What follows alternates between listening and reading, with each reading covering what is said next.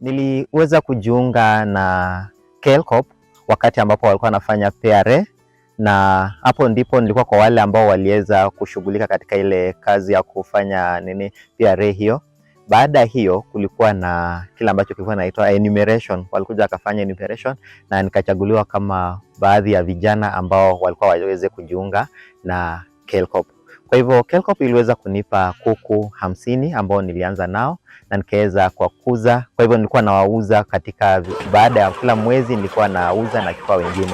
Hivi sasa nilivyo sasa hivi nimeweza kuwauza na nimeweza kubadilisha, nikapata ndani mbuzi wa maziwa wawili na pia nikaweza kuongeza stock yake. Kwa hivyo sasa hivi niko na zaidi ya kuku 200.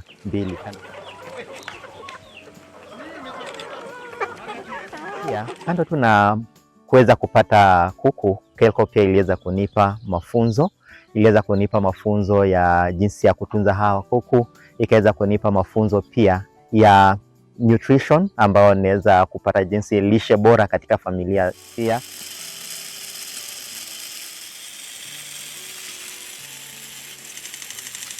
Alafu pia yale mafunzo ambayo niliweza kupata ni ya gender action learning ambayo tunaita kwamba girls. Na katika girls niliweza kufunzwa kuhusiana na vision journey ama malengo yangu kama mfugaji ama kijana, na nilikuwa na malengo ya kuweza kufikia baada ya miaka 6 kwamba nitakuwa na kuku ambao watakuwa wanagharimu kiwango cha takriban milioni 6 baada ya miaka 6.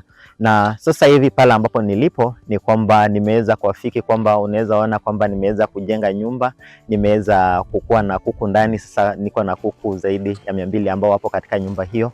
Na pia katika hii safari, baada ya huu muda wote ambao ni mwaka mmoja umepita, nimeweza kupata maji, nimeweza kuchimba maji, yani nimeweza kupata system pump ya kuweza kutoa hayo maji katika kisima.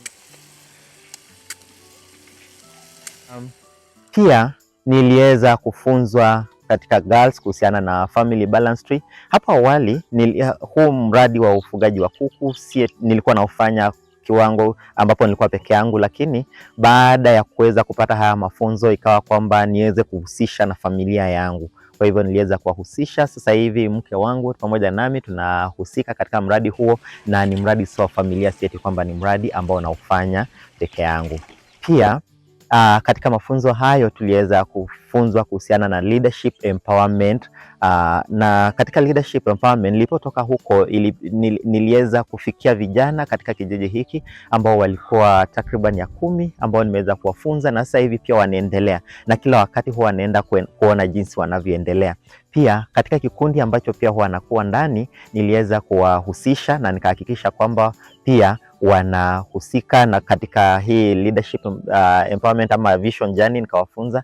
Na katika kikundi hiko tuko watu takriban 16 ambao pia nimeweza kuwafunza.